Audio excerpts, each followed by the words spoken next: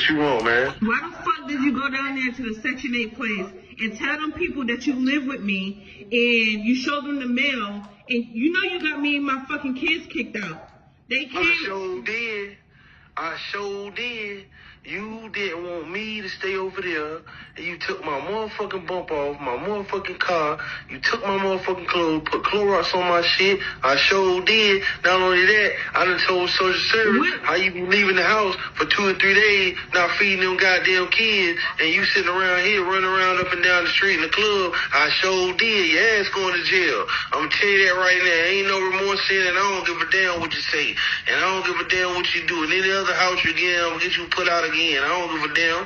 You talking about a house and the kids and all this. What you talking about? So what about my fucking kids? You not gonna take care of them? You always talking about what about your kids? Your kids be there 2 or 3 days, don't even eat.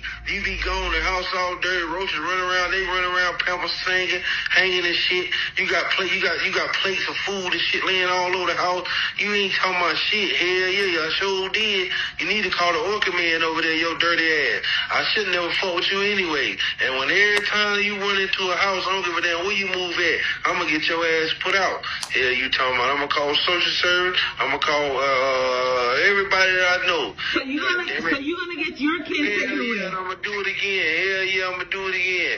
I went out there and showed them the mail while I've been staying at your house, because when I left prison, I probably raided you from prison. So that's what I went out there. I went out there and showed them all the jail mail we had. I told them I was gonna come home there. You was supposed to be taking care of me, making sure everything was straight. I came home to you with them badass, nasty ass kids, and me and you, this shit ain't just gonna work out. And then you taking my bumpers and shit. I'm running around here with no bumper, embarrassing and shit. You got me running around here knocking on your door and shit, trying to play victim. Hey man, I ain't trying to talk. So where the fuck are me and the kids going to stay? About you and them kids. You're selfish. You gonna get yours. You gonna fucking get yours. You gonna get yours, and that's you gonna get yours, and that's not a crime. That's a problem. You gonna get yours, nigga. You gonna get yours. You and them kids better get in that ragged ass car, and y'all better go. And they be eating snacks any goddamn way, because you been leaving 2 or 3 days, ain't feeding them. So you better go to Dollar General, you better get you some cover, and you better make sure you get you a gas card so you can have plenty of gas in there, because it's going to be hot in there if ain't got no AC. And y'all ass better learn how to leave me alone, because every time you fuck with a nigga like me, I'm going to take your ass down. You gonna get yours. You gonna get yours. I'm going to get mine, and you going to get yours too. And you gonna get yours. So, I mean, this is all over the place, obviously. All over the place. And it's really just chaotic. And in the midst of chaos, we're going to have to try to like section this off, right? So we're going to separate it. We're going to address him. Well, we'll address her first, and then we'll address him, just to keep things organized and concise. But if you guys could like the video before we get into the next clips as well, I greatly appreciate it. Only takes a second, and it helps out tremendously. So she has kids, which it seems like is not this man's kids. And what he was bringing up was the egregious neglect that's going on in that house, where it's kind of like what we see a lot of times. A lot of these parents or single women are just surviving with the kids. They're not actually raising the kids, which he also mentioned, which ties into her leaving for days on end, apparently. And basically just leaving the kids to fend for themselves. And it sounds like even some of the kids have diapers that need to be changed that don't get changed. As well as she's got small children. And it made sense in her mind to, as soon as a felon gets out of prison, to move him in with you and your small kids. So this is what I mean. There's so many things, but I'm going to just lay it out. And I want you all to tell me what you think in the comments or what I might have missed. But then let's address this brother as well, on the opposite side of the spectrum. So you were just sitting watching all this going on and you never did anything before? Because although I think that his intervention was needed and this did need to be reported, I don't know if I necessarily appreciate the rationale behind it, because it sounds like he should have done it sooner But he decided to step in and intervene once apparently she kicked him out. So he did it out of spite and not necessarily out of just doing the right thing. And I think that's crazy. But the brother said he was fresh out of prison. So what more do you expect from him? Listen, what do you expect? So I would say I'm going to shift more of the responsibility on this woman, as well as we haven't even got into the fact that she has 7 kids. 7. So do you see how we can just go on all day about this? It's like the situations and the circumstances continue to just get so outlandish that it's almost impossible to even try to wrap your head around it or even try to explain it fully. Like I would need to dedicate this entire show to it. So we're going to move on. My renter was selling my brand new appliances in order to pay rent to me. Her rent, mind you, was only $116 a month because she was a Section 8 renter. My renter left my walls so dirty, so filthy. Mind you, the place is only 2 years old. She left the walls so filthy, it looked like they were painted dirt. My renter left my townhome with an infestation of German cockroaches. This is what they look like. This is what I saw when I showed up to see the place for the first time. A full-on infestation. Aunties, uncles, nephews, cousins, friends, just hanging out everywhere. Hanging out in the sink, hanging out in the That's crazy. He said she gave an infestation of German cockroaches. Because the wall thing, I mean, he showed the bar. So it's easy for a bar wall to get kind of nasty. You just have to paint over it. It's that simple. But her house was smelling so bad that the cockroaches in Germany could smell them, and they migrated over to America in order to go to her house. That's crazy. refrigerator, hanging out in the bathrooms, just having a good old time. My Section 8 renter left $7,000 worth of damage. That is how much it costs just to bring it back up to a livable standard. And that same renter who left a $2,200 deposit, when I took that deposit to add it to take care of the things she stole and damaged, sent me a letter saying that she was going to sue me because I took her deposit. The level of delusion some people have. So I know there's a lot of people on the internet talking about how you should get into Section 8, how it's a great investment. I'm not saying you shouldn't. And I'm not saying that all Section 8 renters behave like this. But there is a reason that a lot of them are Section 8 renters. They didn't take care of their own shit.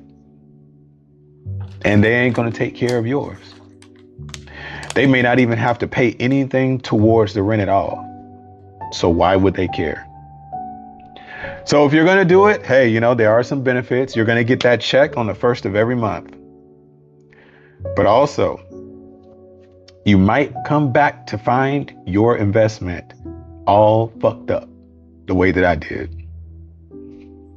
This bitch done tricked me like she had a Section 8 inspection this morning. I take all my shit to my people's house. I just come back to the house, this hoe done changed the lock. Bitch, you could've just told me the shit was over with, ho. This bitch done tricked me like she had a Section. All right, so what's going on, man? Let's finish off the first clip about the roaches that migrated from Germany. So at the beginning, he said that the rent was a little bit over $100 for the Section 8 tenant. And he said that she actually sold the appliances in order to pay his rent. I don't think that's true. She already gave you a 2,000 something deposit. I don't think they sold the appliances to pay the rent. She sold the appliances to get some extra money because Section 8 caps your income potential. So she probably sold the money to take a trip or something. But, clearly it's somebody abusing the system. Now, let's address this brother right here, right? Because that we just watched. It was a quick clip, but it spoke volumes. And here's what I mean. This dude looks possibly in his 50s. Look again, possibly in his 50s. I just can't respect this. I can't respect this, man. Like, you don't have 50 years to get yourself together. And cool. Maybe on the outside, life happens. Maybe on the outside, things aren't necessarily together. But even the way that you are internally, I just can't respect it. This dude is still acting prepubescent. He's still acting very young-minded, childish. And I would love to see elders, grown men, carrying themselves with a bit more substance, poise, and ultimately just wisdom. And I mean, he seems degenerate like a young dude, as well as trying to use somebody's Section 8 in order for him to just be able to survive. Like, he's not, it doesn't even seem like he's capable or able to depend on. I just wanted to give you guys an update. So, as you guys know, I came on here crying a couple of months ago, letting you guys know about my eviction, my car repossession, and everything else, and how I had to go to court and fix everything. And now I was just in shambles. So, a program or a foundation called EVICTED Foundation, they blessed me with $1,700. My church, Peace Church, they blessed me with $1,500. And then my mother, she blessed me with $5,000, as well as you guys with the $2,000. So with all of that being said, I am officially paid up. I'm officially paid up. I don't have to worry about rent until damn near the last month of me having to be here. We get to stay. God worked. God worked. God worked. Oh my God, God worked. So, with that being said, I have court on March 2nd. Hopefully, I don't have to go or whatever, but if I do, I'm able to tell the judge, hey, I'm paid up a couple of months. I don't even need to be here anymore. You know what I mean? Like, my rent is paid. My rent is paid. My rent is paid. Everybody keep reading that Bible. Keep blessing Jesus. Keep giving the glory to God, because, bro, if it wasn't for him, if it wasn't for that man above, I promise nothing would have worked out. I am so thankful. Thank you to you guys who helped with my GoFundMe. I just want to thank you guys so much, guys. Like, that 2K plus that 1,700 plus that 1,500 plus the 5,000 that my mama just brung. I just want y'all to know, like, God will do it. God will do it. God will do it. I don't want to come off as a hater. I'm actually happy for her. I'm happy that she's been given some stability, some comfort, right? And she said her rent is paid up to pretty much the last month.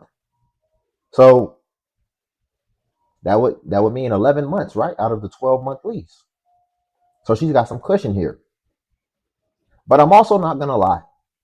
I'm going to tell the truth. And I don't see, for me, right? You've got this seed money. You've got this seed that can be planted and help you to grow your future and be able to live more abundantly instead of living reactively. So ideally, when you get a blessing like this, right? They have game shows for things like this. I mean, all in all, she got like over 10 grand, right?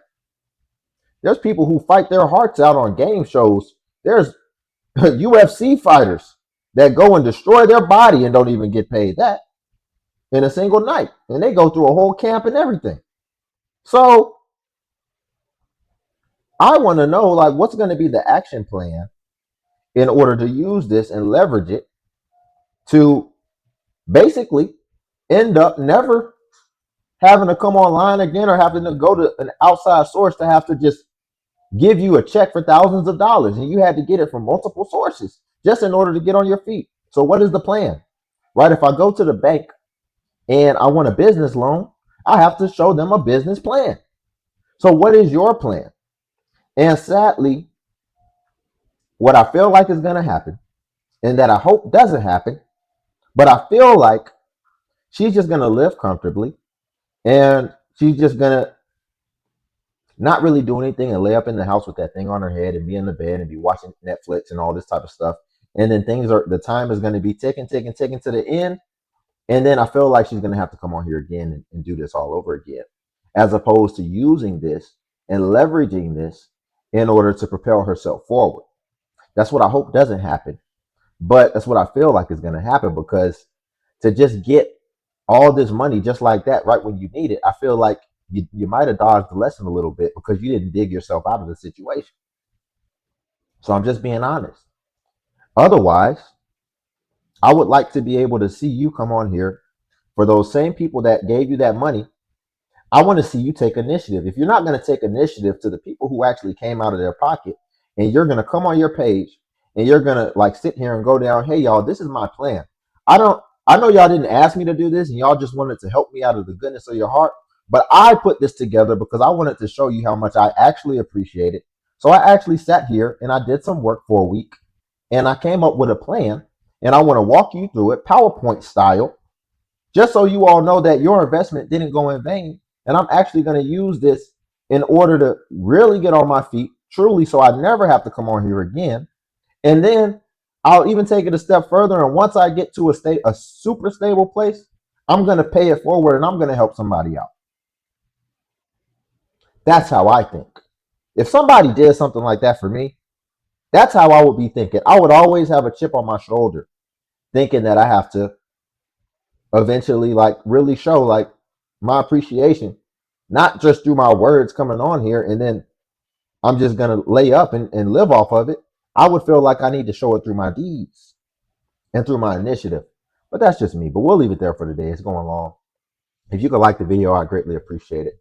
Only takes a second, and it actually does help out tremendously, more than you know. Also, if you could hype the video, hype is a new feature that YouTube offers, and it basically helps smaller content creators like myself.